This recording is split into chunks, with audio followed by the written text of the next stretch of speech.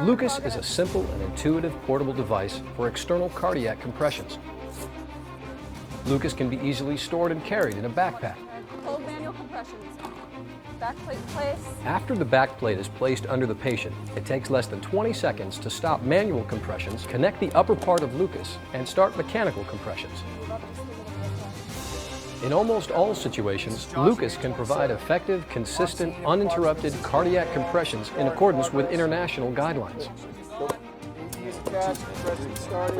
With Lucas providing compressions, rescuers have hands free for other life-saving care.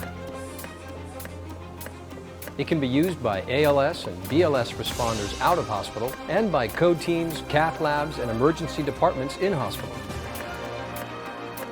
Use it to treat patients following the same protocols as for manual CPR. Lucas allows for effective compressions during patient transport and safety for both the patient and personnel. Now let's step through the basics of how to use it. The basic steps for using Lucas are: arrive, confirm cardiac arrest, and start manual CPR. Unpack Lucas and power it on. Assemble Lucas on the patient. Adjust and operate Lucas. Defibrillate and ventilate. Transport the patient. Lucas is very simple. This is the control panel. Here's the on-off button. Push it down for 1 full second to power on or off.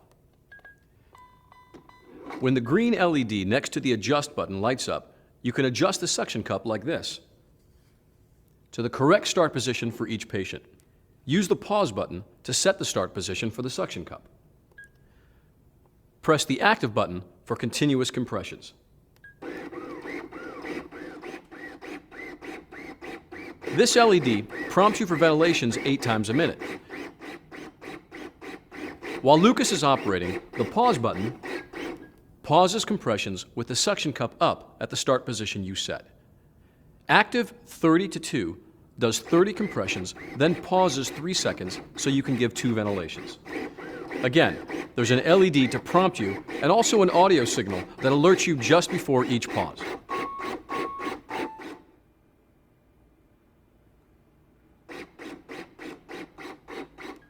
Useful. A couple of other things briefly before we move on. Make sure you don't cover these vent holes under here so it doesn't overheat. If there is a malfunction during operation or a problem that requires service, this indicator lights up red and you'll hear a warning buzzer. This button mutes any alarms during operation for 1 minute. But when Lucas is powered off, you can hold this button down to see the battery status. You should learn the various warning and battery status indications. They're all in the instructions for use. Keep it handy in the bag. What you're watching for is a red or orange LED here, together with an alarm signal. That means you have a low, empty, or defective battery. You need to either change the battery or plug in external power. To change the battery, pop it out like this and put in a fresh one like this. You can plug in the external power supply here if you're using mains or car power. But remember, the battery must be in position for Lucas to operate, even if you use external power. To minimize interruptions, always have a charged spare battery available. Okay, let's go over the operation steps in detail. Just like with manual CPR, when you arrive at the patient, confirm cardiac arrest and start CPR according to your protocols. If someone is already doing manual compressions, offer to relieve them. Now get out Lucas. Put the backpack down with the top towards you like this and open the bag. It's easy. Before you take Lucas out of the bag, push and hold the on-off button until it turns on. It self-tests, and you see the green LED when it's ready to use. Assemble it on the patient. Get out the back plate. Stop compressions briefly and slide it under the patient's back. If there are only 2 of you, one should support the head while both of you lift the upper body. Lay the back plate below the armpits like this. Clear the patient's arms away from the back plate at these latch points. Keep doing manual chest compressions as much as possible. We're trying to keep up the coronary perfusion pressure and clean off any gel or anything slippery from the patient's chest to help Lucas stay in position. Lift the upper part of Lucas out of the bag by the leg handles and it springs open. Pull up on the release rings until the claw locks open. Okay, now click the closest leg onto the back plate. Keep fingers clear. Then stop manual compressions and lock in the other leg like this. Good. Pull up on both legs to make sure they are locked into the plate. That's very important. It's also important to make sure you position the suction cup correctly for effective compressions and to avoid serious patient injury or compromising the patient's circulation. Center it on the sternum with the lower edge of the cup just above the end of the sternum. That looks pretty close. Okay, you should be in the adjust mode. You can tell by the LED here. Use 2 fingers to lower the suction cup like this. You want the pressure pad inside the cup to touch the patient's chest, but without compressing the chest so it doesn't compromise circulation. But now we can see the edge of the cup is a bit below the edge of the sternum. We'll have to reposition the cup. Lift it back up like this and move Lucas by pulling on the support legs. Push the suction cup back down and there, that's better. Hold it there and push the pause button to set the upper limit of compression. Now you can take your fingers off of the cup. It's important to press the pause button before removing your hand from the suction cup. But of course, when Lucas is operating, your fingers should not be on or below the suction cup. If you want, you can mark the right position on the patient's skin like this. With a mark, you can easily see if the suction cup shifts and you need to reposition it. What you're doing with the pressure pad is setting the upper limit of the compression. From here, it compresses down the same distance every time and then returns to this position. But if Lucas alarms with 3 fast signals when you try to enter the pause or active mode, then the patient is too small for Lucas and it will not be able to perform a full compression. Or, if you can't get the upper part around the patient and secure the claw locks onto the back plate, then the patient is too big for Lucas. Do not try to use Lucas on a patient that it doesn't fit. It won't be effective. In that case, you'll have to continue manual compressions. In most cases, like this, it's fine. So let's do some compressions. Push the active button, and there it goes. You can see we switched over to a mannequin so we can show you full compressions. If you need to reposition Lucas, make all the adjustments as quickly as you can. Pause Lucas and go to adjust mode. Adjust the position. Reset the pressure pad. Hold it there while you press pause to set that position. Push the active button to resume compressions. Finally, we'll attach the stabilization strap. This helps keep Lucas in the correct position on the patient's chest. Put the cushion under the neck, up against the shoulders. Connect these buckles here and tighten up the straps a little bit. Make sure the straps aren't twisted and don't tighten too much. You just want to stabilize it in position. Don't over-tighten and pull it out of position.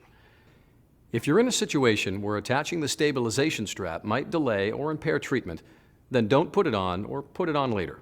And as a more general warning, if there is a malfunction or the compressions aren't sufficient or something unusual occurs during operation, you should stop Lucas, remove it, and do manual compressions.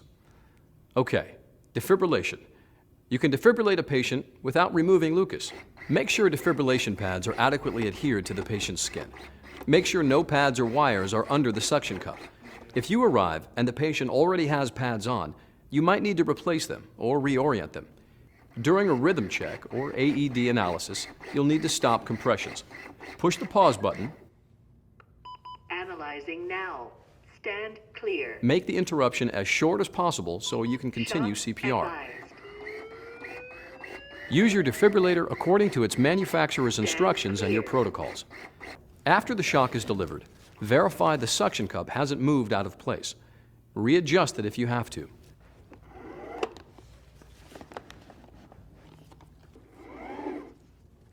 Push the active button to resume compressions. If you are ventilating with a bag mask, use the active 30 to 2 button. After 30 compressions, Lucas pauses for 3 seconds to let you deliver 2 breaths. Then it resumes compressions for 30 more. Once you have an advanced airway, like an endotracheal tube in place, you can switch to active continuous mode and deliver ventilations without pausing the compressions. When you transport the patient, you can secure their arms with these straps. This gets their arms out of the way while you work. Push pause to pause compressions while you're lifting the patient. At least 3 people should lift the patient and Lucas. Remember to support the patient's head even with the stabilization strap in place. Do not use the arm straps to lift the patient or the device. During compressions, make sure Lucas stays in the correct position and angle on the patient's chest. If this is not possible, push pause to pause compressions. All right, continue up. As soon as the patient is horizontal again, check the position of the suction cup, adjust it if you need to, and push active. Position's good. Check the placement. Turn it back on. Lucas on. During ambulance transport, the patient and rescuer should be secured. Just like with manual CPR, it's common for the patient to have bruising and soreness of the chest with the use of Lucas. Here are two other important procedures you need to know. If you need to change batteries while you're using Lucas, push pause. Swap in a charged battery, like this, and push active once you see the green LED here. Lucas can remember its settings for up to 60 seconds during a battery change, but if it takes longer than that, you'll have to readjust the suction cup on the patient's chest before you resume compressions. The same thing is true if you switch over to external power. And remember, you always have to have a battery in Lucas, even if it is plugged in. It won't run without a battery in it. Here's how you remove Lucas. Detach the stabilization strap. Push the on-off button for a full second to turn it off. Disconnect the upper part from the back plate with the release rings. Remove the back plate if the patient's condition allows. Clean Lucas as necessary before putting it back in the bag. Do not immerse Lucas in liquid because it can be damaged if liquid enters the hood. To change the suction cup, peel it off like this and throw it away as contaminated medical waste. Put the new one on like this. Make sure it's fully seated. Replace the battery with a fully charged one.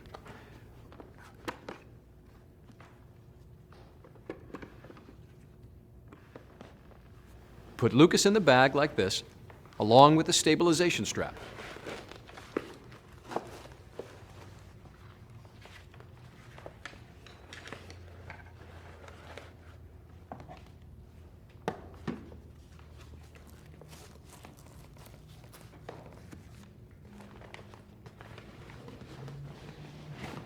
And that's basically it. Here's a quick summary. Arrive, confirm cardiac arrest, and start manual CPR. Unpack Lucas and power it on. Assemble Lucas on the patient. Adjust and operate Lucas. Defibrillate and ventilate. Transport the patient. Remember to read the instructions for use for information on cleaning, routine maintenance, and other important details such as general warnings. Thank you.